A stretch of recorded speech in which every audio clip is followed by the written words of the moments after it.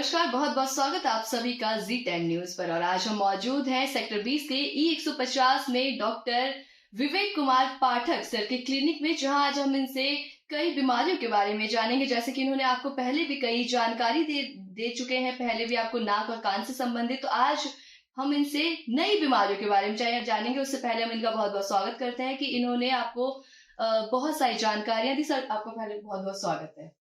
नमस्कार Z10 news का। कई बार मैं स्टूडियो में भी आया हूँ।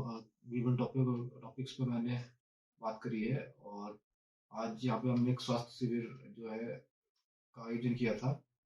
इसमें विभिन्न प्रकार के मरीज आए और जो प्राय ज़्यादा मरीज हमने देखे साइनसाइटिस के, नाक संबंधी बीमारी होती है साइनसाइटिस उसके।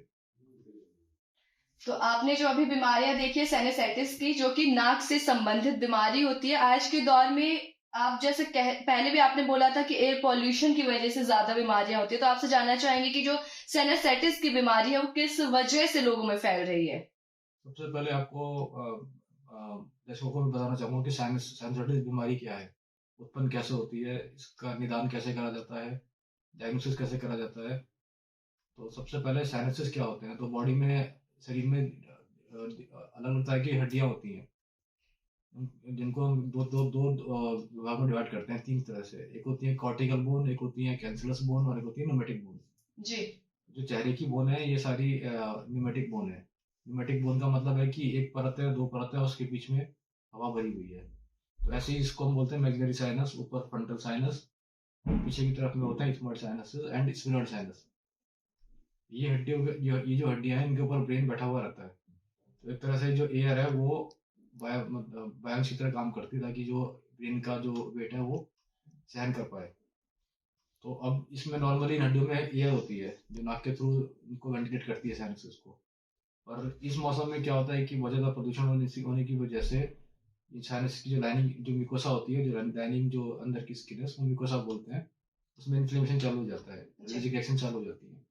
उसके बाद उसमें म्यूकस बढ़ना चालू होता है, उसके बाद उसमें पस बढ़ना चालू होता है। इससे विभिन्न प्रकार के लक्षण दिखाई देते हैं। आपने जैसे बताया कि चेहरे की जो हड्डियां होती है उनमें हवाएं भर जाती है, जिससे कि बीमारियां उत्पन्न होती हैं। अभी आपने कुछ देर पहले ही कहा था कि आप शिविर का भी आयोजन कर रहे हैं और साथ ही लोगों का इलाज करें, तो शिविर के बारे में आप बताएं। शिविर हमने ये दिल्ली एनसीआर के मरीजों के लिए हमने आयोजित किया था। इसमें जगह जगह से, दूर दराज एरिया से भी पेशेंट काफ़ी आए। ज़्यादातर पेशेंट जो हमने देखे वो एक तो कान से मवाद आने के, पस आने के पेशेंट थे, और एक एलर्जिक एनाइटिस और एक साइनसाइटिस। स्पेशली साइनसाइटिस के पेशेंट स्पेशली ज़्यादा दिखाई दे रहे हैं इस मौसम में, सर्दी के मौसम में। तो जैसे आपने बोला साइनोसाइटिस के पेशेंट ज्यादा दिखाई दिए, तो आपसे हम ये जानना चाहेंगे कि जो ये बीमारी है वो चेहरे से दिखती है या फिर इसका कोई और सिम्टम्स भी होते हैं। बहुत इंपॉर्टेंट क्वेश्चन है ये कि इसके लक्षण क्या क्या हैं। जी। तो सबसे पहले पेशेंट के जो चेहरे की जो हड्डियां, यहाँ पे थोड़ा सा भारीपन रहता है। नंबर वन, यहाँ पे दर्द भी हो सकता है इन सब एरिया में, आंखों के आसपास, आंखों पे स्वेलिंग आ सकती है, और नाक से डिस्चार्ज आ सकता है, और गले में खराश रहना बार बार, स्पेशली सुबह उठने के टाइम पे। जब हम खड़े हुए रहते हैं तो जो नलियाँ हैं वो स्ट्रेट रहती हैं, चाहे सांस की नली हो चाहे खाने की हो। जब लेट जाते हैं तो क्या होता है, नलियाँ हॉरिजॉन्टल हो जाती हैं। जी। तो जो साइनस की जो ड्रेनेज है वो टिपिकली नेचुरली गले की तरफ जाती है, जिससे कि पेशेंट को सुबह एकदम खराश टाइप के गले में रखती है। आपने बताया कि सिम्टम्स क्या थे। आपसे हम एक और प्रश्न पूछना चाहें, क्योंकि हमारे आसपास के जो लोग हैं, हमारे रिलेटिव्स जो हैं, उनकी भी काफी शिकायतें होती हैं कि हम छींकते हैं या खांसी करते हैं, साथ ही जब हम ऐसे करते हैं तो ये चीज बहुत दर्द होती है, यहाँ पे दर्द होती है, चेस्ट में दर्द होता है। तो ये क्या सिम्टम्स है, ये क्यों हो रहा है? जैसा कि मैंने बताया कि जब हम खड़े हैं, मॉर्निंग आवर्स में खड़े हुए रहते हैं, तो साइनस ड्रेन करते हैं गले की तरफ जी। ग्रेविटी की वजह से, तो वो अपने आप क्लियर होते रहते हैं। जैसे हम जब लेटते हैं रात के टाइम में, तो क्या होता है कि साइनस जो जो नलियाँ हैं वो हॉरिजॉन्टल हो जाती हैं, तो जो सिक्रीशन है वो गले में जमा होते रहते हैं, और सुबह अर्ली मॉर्निंग हॉकिंग होती है, पेशेंट जो है गला साफ करने की कोशिश करते हैं सुबह सुबह। तो मतलब आपसे ये भी जानना चाहेंगे कि इसकी आपने लक्षण बताए, कारण क्या हो सकता है? Number one, pollution. नाक जो है बॉडी का एक तरह से एयर कंडीशन है, इसका काम एयर को फिल्टर करना है और टेम्परेचर को रेगुलेट करना है। तो बहुत सारी छोटी छोटी वेसल्स होती है नाक के अंदर में, या बोल सकते हैं कि बहुत वेस्कुलर ऑर्गन है बॉडी का, जो हमारी नाक है। तो जो इतने भी छोटे 10 पार्टिकल हैं वो नाक में जाते हैं और एलर्जिक एक्शन चालू कर देते हैं, जिसकी वजह से अंदर इन्फ्लेमेशन चालू होती है और जो नाक की म्यूकोसा है वही साइनस की म्यूकोसा से लाइनिंग होती है, तो उसकी इन्फेक्शन जो है वो साइनस में पहुंच जाता है। तो बहुत जो इम्पोर्टेंट कारण है वो जी। ये धूल मिट्टी या डस्ट पार्टिकल्स हैं। ओके, जैसे इम्पोर्टेंट कारण उन्होंने बताया कि धूल मिट्टी या फिर डस्ट के जो भी पार्टिकल्स हैं जो नाक में चले जाते हैं, क्योंकि नाक जो होता है वो सांस लेने का काम करता है, तो ऑब्वियसली सी बात है हर जगह की एयर बहुत पॉल्यूट है, अभी पॉल्यूशन ज्यादा देखने को मिलता है, तो पॉल्यूशन भी बहुत ज्यादा फैल जाता है। आपसे हम जानना चाहेंगे, जैसे आपने शिविर का आयोजन किया तो आज तक आपने कितने शिविर लगाए होंगे? अभी यहाँ पे तो हमने ऑलमोस्ट 3 शिविर लगाए हैं इस सेंटर पे। तो अदरवाइज रिस्पॉन्स क्या मिला आपको हर एक शिविर में? फर्स्ट से बेटर, सेकंड से बेटर?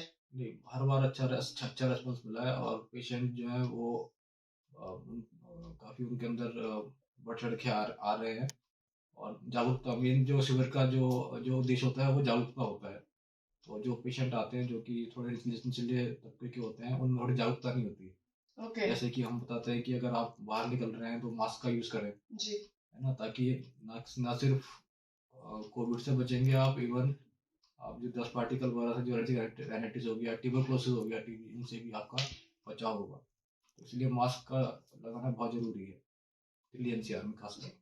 तो मतलब मास्क लगाएं, सुरक्षित रहें, ना केवल कोविड के लिए बल्कि अपने आम दिनों के लिए भी, क्योंकि मास्क अगर आप लगाते हैं तो आपको जितनी भी इन्होंने बीमारियां बताई हैं वो सभी बीमारियों से आप दूर रहेंगे, और बाकी अगर आप नहीं रह पाते तब तो डॉक्टर साहब हमारे पास हैं ही।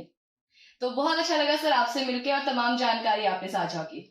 धन्यवाद आपके लिए समय निकालने के लिए, और G10 का स्पेशली बहुत बहुत धन्यवाद। और आगे भी अलग अलग टॉपिक्स, विभिन्न टॉपिक पे हम बात करते रहेंगे। धन्यवाद। तो देखा आपने कि कैसे आप अपने आप को सुरक्षित रख सकते हैं, और साथ ही अगर आपको भी उपचार चाहिए, डॉक्टर साहब से आपको मिलना है, तो उनका एड्रेस मैंने आपको पहले भी बता दिया, फिर से बता देती हूँ। सेक्टर 20 E150 में इनका क्लिनिक है, जहां आप आके इनसे बात कर सकते हैं, अपनी बीमारियों के बारे में भी जान सकते हैं। तो इसी के साथ अगले टॉपिक में मिलेंगे, तब तक के लिए नमस्कार।